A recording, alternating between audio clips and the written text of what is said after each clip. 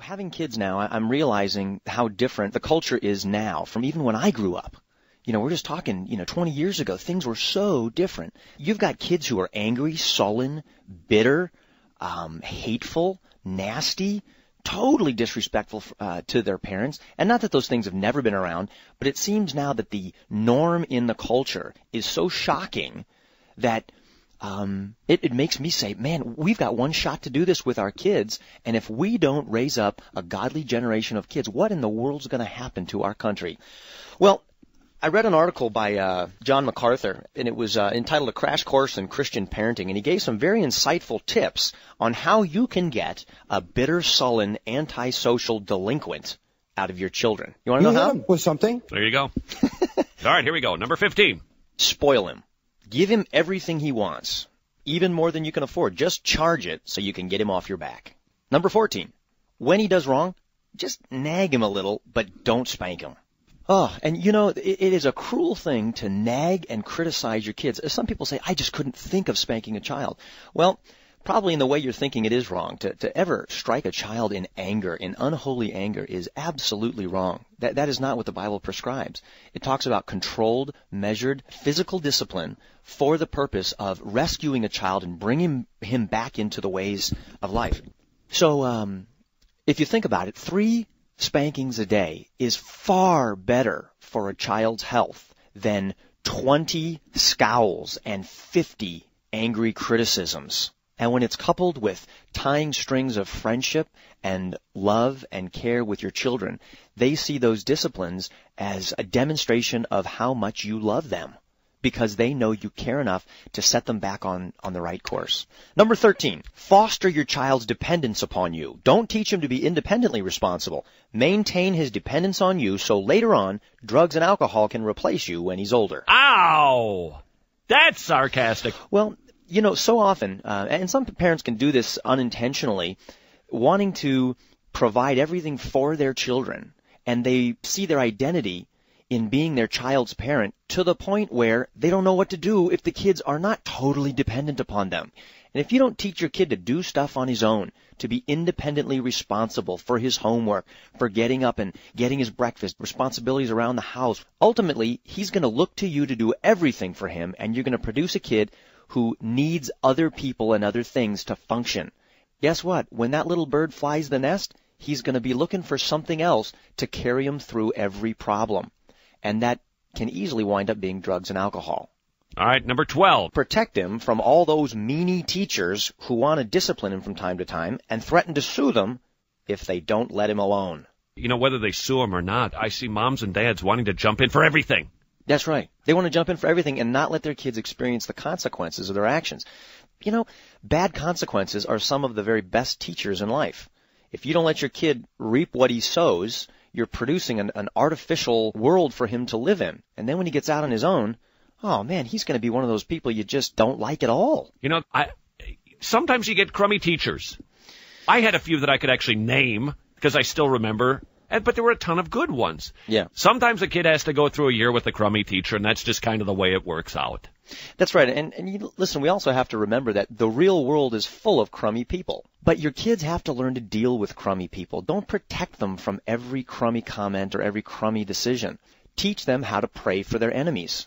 Sit down and talk with them. Show your kids how to deal in a godly way with ungodly people. All right, the number 11 way to make your kid a delinquent. Make all of his decisions for him because he might make mistakes, and then learn from them.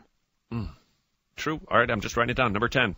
Criticize his father to him or his mother, so your son or daughter will lose respect for his parents. Boy, that's so huge. Do you disrespect and criticize your spouse in front of your kids? Because if you do that, you're simply teaching your children that their mother and their father is not worthy of your respect. In the past, I'd read one of the best things that a grandparent can do for their grandchildren is to say nice things about that grandchild's parents. So in other words, prop up mom and dad, maybe their son or their daughter.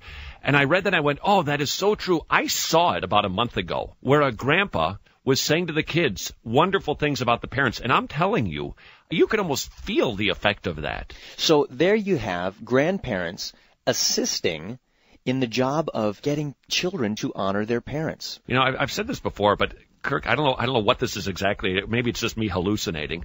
One of the rules in our house, at least that I have, is that if one of my children diss their mother, that is like the big sin in our house. And when that happens, I have found one of the most shocking things I can say to my child, if necessary with their little cheeks between my hand, is to say, don't ever speak to my wife like that. Boy, does that shock them. It sure does. I heard a man say that to his son once. He sassed his mom, and he said to him, "You listen to me. No man speaks to my wife that way." You are now messing in adult land. Suddenly you want to be treated like, you want to say manly things, you're going to get a manly response. Absolutely. I particularly for young boys, that's very effective. And it also rips them out of the false notion that the universe revolves around them. She's not just your mom. That's right. Not her identity summed up in total, that she doesn't exist outside of being your mother. Guess what? Before that, she was my wife. And she comes first. Number 9 of the ways that you can help your child be a delinquent. Whenever he gets into trouble, bail him out. Besides, if he faces any real consequences, it might hurt your reputation. That's a big Ted Tripp thing. Just let the consequences do some natural work on the child. Just let it happen.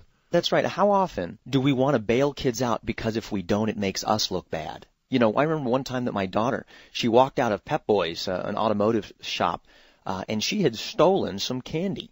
She had taken some candy and actually stuffed it in some of her underwear and walked out of the store like a wooden soldier. And it was just embarrassing to have to talk about the fact that my daughter was a kleptomaniac. And I thought, what kind of a parent does that make me?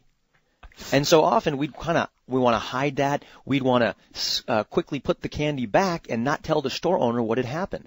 But some of the best medicine for someone who does that is to say, you need to walk up to that store owner and tell him what you did. Number 8. Never let him suffer the consequences of behavior. Always step in and solve all his problems for him so he'll depend on you and run to you when the going gets tough, and never learn how to solve his own problems. Yeah, you just raise a bunch of man boys. Number 7, if you want to turn your child into a delinquent, let him express himself any way he feels like it. Don't run his life, let him run yours.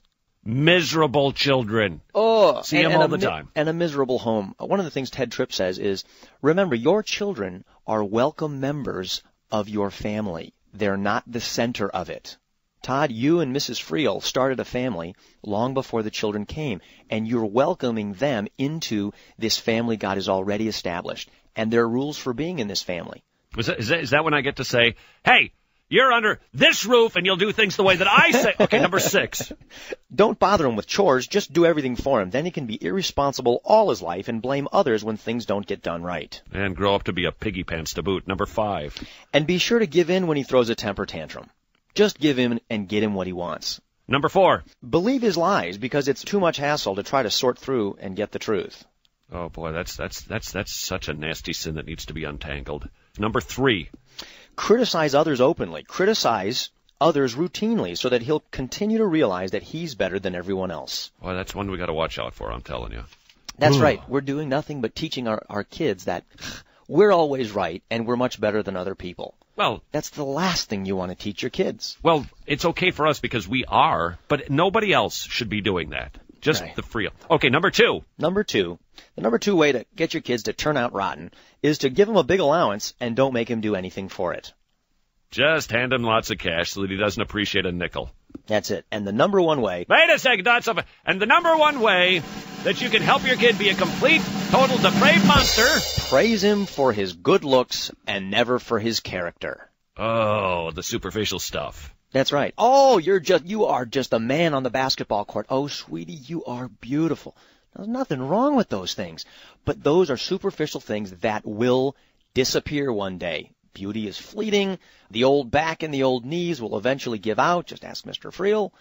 And character is what counts. And that's the thing that is so pleasing to God. 1 Peter 2, I do believe. Alrighty, there you have it. The 15 ways to make sure that your kid grows up to be a monster, courtesy of our own little growing pain. We got to scoot. This is Way of the Master Radio.